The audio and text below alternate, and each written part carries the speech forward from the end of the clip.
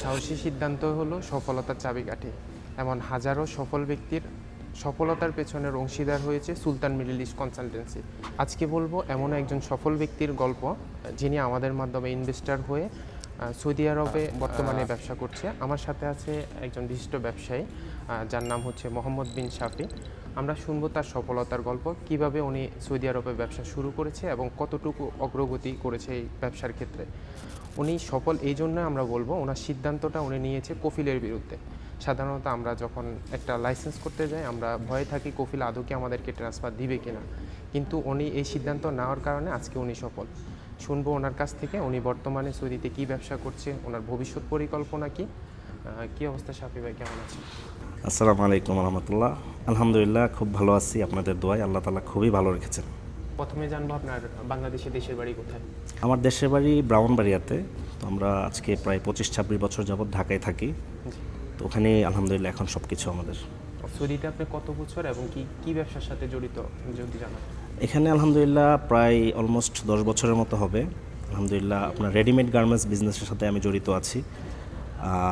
Wholesale readymade garments, আমাদের প্রোডাক্টগুলো basically সব বাংলাদেশ থেকে আসে। তো আলহামদুলিল্লাহ খুবই ভালো আছে আপনাদের দোয়ায়। আমি প্রথমে ওনার সিদ্ধান্তের বিষয়ে সাধুবাদ জানাই, কারণ উনি ওনার কফিলের অধীনে ব্যবসা শুরু করেছে, কিন্তু ওনার ব্যবসার পরিধি অনেক বড় হওয়াতে উনি কফিল নিয়ে অনেক ঝামেলা আছে। এখন উনি সিদ্ধান্ত নিয়েছে যে কফিল থেকে বের হয়ে উনি নিজে ইনভেস্টর হয়ে নিজের অধীনে ব্যবসা করবে। প্রথম পর্যায়ে উনি ভয়ে ছিল আদৌ কি কফিল ওনাকে ট্রান্সফার দিবে কিনা, দোকানগুলো দিবে কিনা, কিন্তু উনি সঠিক সময়ে সঠিক সিদ্ধান্ত নিয়েছে। ওনার ইকামা এক্সপায়ার হওয়ার সাথে সাথে উনি ওনার লাইসেন্সে ট্রান্সফার হয়ে গেছে, যার কারণে চাইলে এখন আর কফিল কিছুই করতে পারবে না। এই জন্য ওনাকে সাধুবাদ জানায় যে উনি সঠিক সময়ে সিদ্ধান্তটা নিয়েছে। বর্তমানে আপনার সৌদিতে কয়টা প্রতিষ্ঠান রয়েছে? আলহামদুলিল্লাহ এখন পর্যন্ত একটি প্রতিষ্ঠান আমার আছে। তো ভবিষ্যৎ পরিকল্পনা ইনশাল্লাহ অনেক কিছু করব, যদি আল্লাহ তাআলা আমার উপর সহায় হন আর কি। আচ্ছা, আপনি তো মেবি বাংলাদেশ থেকে পণ্য এনে এখানে হোলসেল দিয়ে থাকেন নাকি?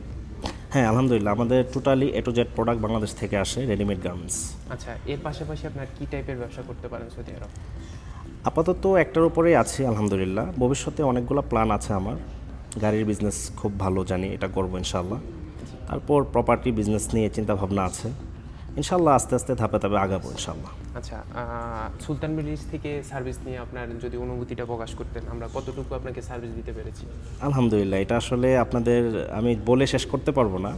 আমার ধারণা থেকে বেশি পেয়েছি আলহামদুলিল্লাহ। খুবই অল্প সময়ে আপনারা আমাকে সার্ভিসটা দিয়েছেন। অলমোস্ট 20 দিনের মতো এর মধ্যেই আমার সার্ভিস আমি পেয়েছি আলহামদুলিল্লাহ। সব কিছু বুঝিয়ে দিয়েছেন আমাকে আলহামদুলিল্লাহ। আপনাদের প্রতি অনেক কৃতজ্ঞ। অল্প সময়ে আমি অনেক কিছু পেয়েছি আপনাদের থেকে। অসংখ্য ধন্যবাদ। আমরাও চাচ্ছি ওনার মতো হাজারো বাঙালি যারা সৌদিতে কফিলের অধীনে এখনও আটকে আছেন, কফিল পথা থেকে বের হয়ে নিজের অধীনে ব্যবসা করুন, আমাদের সহযোগিতা নেন। আমরা সবসময় আপনাদের পাশে আছি। ইনশাআল্লাহ সামনের কোনো ভিডিওতে আবার উপস্থিত হব কোনো সফল ব্যক্তির গল্প নিয়ে। আসসালামু আলাইকুম।